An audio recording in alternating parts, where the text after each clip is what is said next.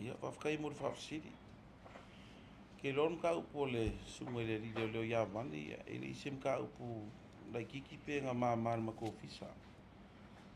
Ia orum ka upo fo ia e pe ia isim ka upo. Ma ua mai whaamkalanga e masalo mia le sunga le ri leo. Mai ala makanga sa ma ua mai ai. Ia sa whai e lau whai unga e wha malolo le kumau. Ia le ngaka o kikilo e onga ongar kua inga. Ia longa lua. Inga ia au ai se me la ai whakinga ngor susu e ngai ko konga le ofisa. I whakinga ku mori mau.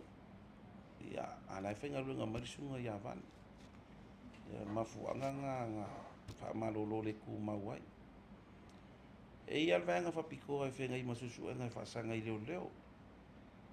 E whaingo ingo le Professional Standing Unit. Ia pole inteno a whea isi ofisa leo isi a kungo. O i lākou e pau ale o lākou ngā ruenga e suesu e ia susu e ngai whasanga i lau whai ngā ruenga. I so se kua inga. Ia mai ale amakanga sa wha malolo ai. E re mā ia mākou. Mis fo i au le kau vinga le ofisa. O ngai whaisi o ngā kua inga. E o ngō oi se mangua. Ia mau fo i soi fua le whakinga ingo ngā ruenga. O inga i o whakingo ingo susu e ngā sa whai e le susu e ngā sa whapa ole ngā whai e vaenga rea. Whakingo susu e ngā pe i o māsangi ai. Ia māso susu e ngā e kaunga e ngā iai mau e au si ai.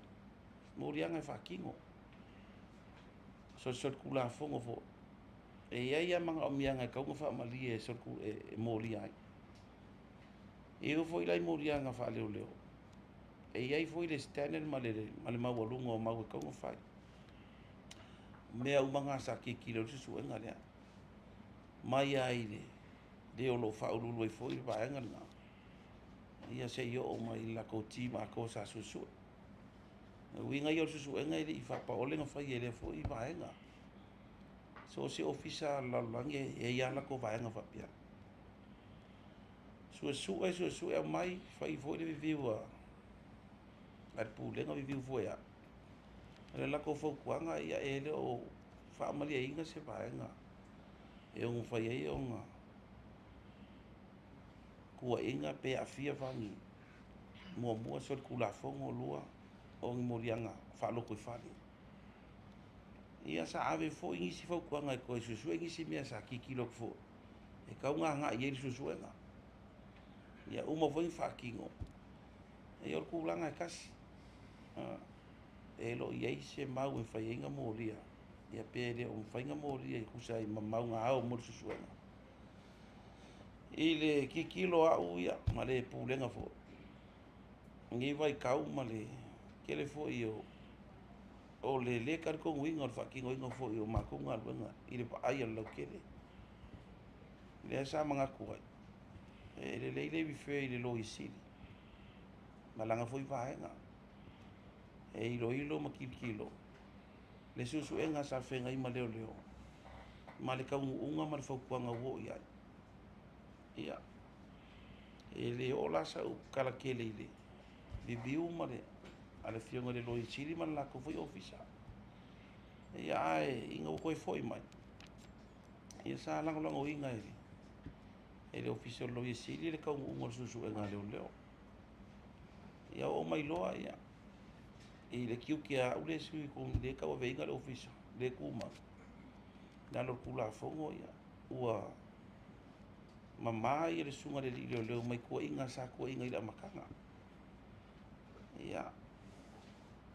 Le mfai inga molia i se morianga wha aloko i whare. Ia le lang whai unga koe wha e mai. Nau koe e mai le sunga le leo. Ia ma koe kongi fo ia masinga sa ngofo ai. E le fo se malo lope le ku maungi leo e whai ia i susuanga e whasanga iai. E le se mea whako a whai le sunga ia vang. Sa a whai ke leo. O i susu enga e umama molia wha maungi wha malolo ia. Alo susu enga lea. Pei fo o isi leo sa wha malolo.